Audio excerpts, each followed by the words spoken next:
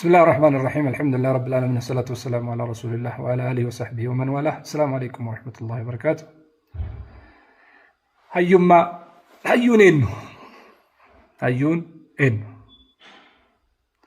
هيون ilmaan yatiimaa abbaan qabne mataa qaqqabuu hin dandeenye. Hayyuun dargaggeessaa fi dargaggeettii hojii dhabde, hojii oomishuu hin dandeenye. Hayyuun qeerroo fi qarree heeruma geettee fi fuudha gahe mala itti ilaaluu hin dandeenye. Hayyuu abbaa ofii, akaakayyuu fi maanguddoo biyyaa, jaarsa biyyaa kabajamaa waan uffatu, waan nyaatu, waan dhugu dhabee kararra deemee kadhatutti malan baasne, malan gooneef. Hayyuu qabatame yeroo hubatee hawaasa karaa tokkotti luuccessee kallattii hin qabsiisne. Ka ofii immoo hayyuu jedhee hayyuu keessatti of madaalu hedduutu jira jedha Ibn Khalduun. Silaa hayyummaa fi beekumsi eeboo qara lamaati, ka gara barbaadaniin itti waraanan. Silaa amantiin lubbuu namaati, kan hawaasa kana luuccessanii karaa tokkotti ittiin deebisanii uf jaalachiisanii, biyya jaalachiisanii, hawaasa jaalachiisanii, uumamaan walii galchanii jiraachisanii. Garuu hin taane jedha Jalaaluddin al-Ayyuubiin. Akkuma beekamu gaa hawaasni bal'aan, hawaasni guutuun hayyuu ta'uu hin danda'u. Hawaasni guutuun beekaa ta'uu hin danda'u.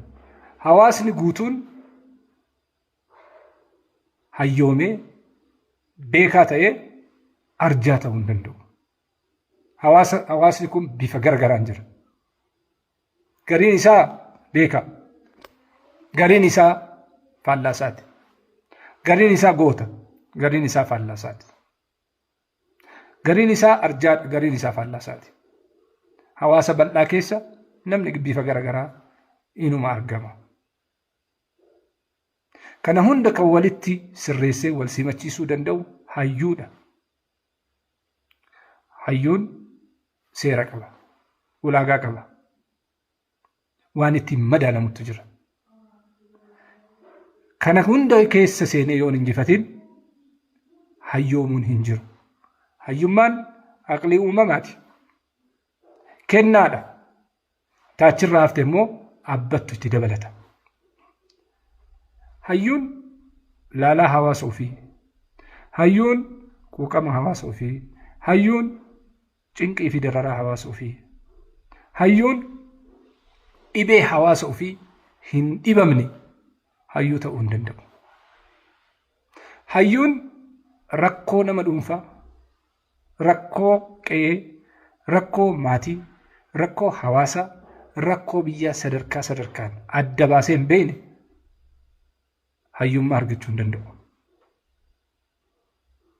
Hayyuun wanni inni ittiin beekamu jalqaba ilma hin qabu. Illaa man rahima Allah, abbaa rabbi rahmata godheef malee. Maaliif jennaan hayyuun ka qe'eetii miti.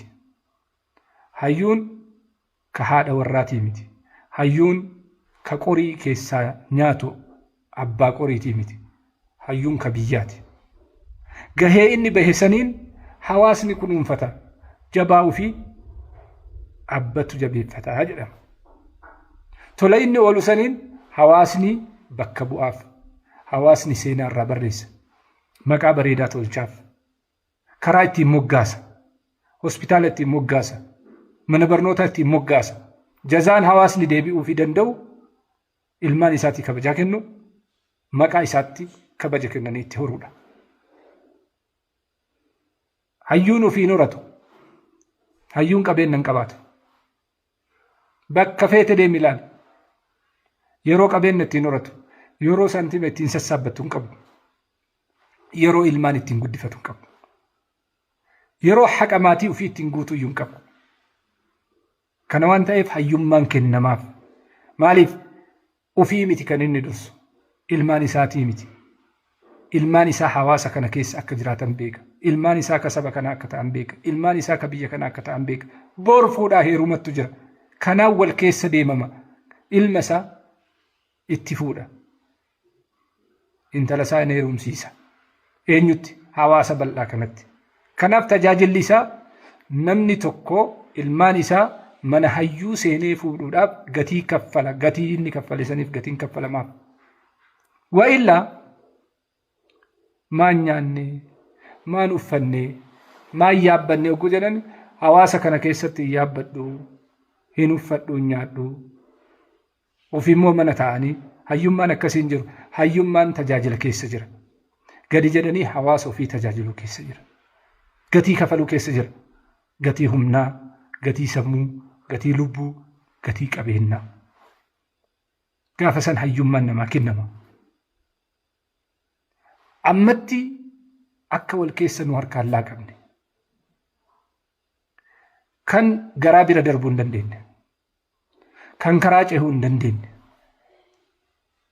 Kan ijaan gaara duubatti waa arguu hin dandeenye.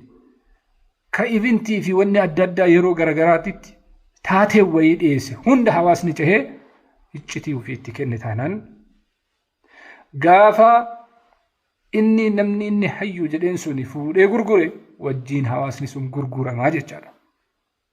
Hayyuun hawaasa keessa utaalee ba'a.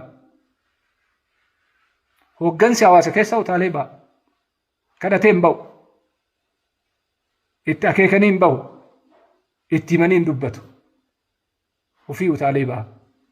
Kan mirkaneessuuf garuu hawaasa saba sani, biyya sani.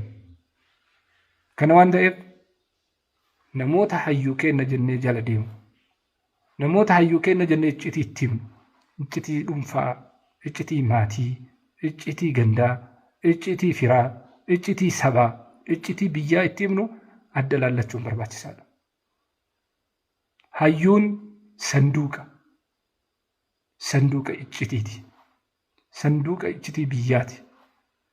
Kaabbaan fedhe banuu hin dandeenye. Hayyuun eertuudha. Eertuu kallattii argisiiftuudha. Kan eenyu kanarraa dabsuu hin dandeenye. Hayyuun beekaadha. Ka beekamaan abbaa fedhee yoo itti dhufe hinjifachuu hin dandeenye. Hayyuun ka kophee namaa keessa dhaabbatee rakkoo namaa dursee namaa hubatu sani. Kaachirraa hafe garuu hayyummaa osoo hin ta'in namooma qabaachuu danda'a. Rifaatuu qabaachuu danda'a. Naatoo qabaachuu danda'a. Naatoo qabaachuun, rifaatuu namaa qabaachuun kophaa isaatti hayyummaa miti. Hayyuun rakkoo namatti himu furmaata qabatee dhufa. Hayyuun laalaa hawaasaa, rakkoo hawaasaa, miidhama hawaasaa namaan labsu furmaata hawaasaa fidee dhufa. Kallattii argisiisee dhufa.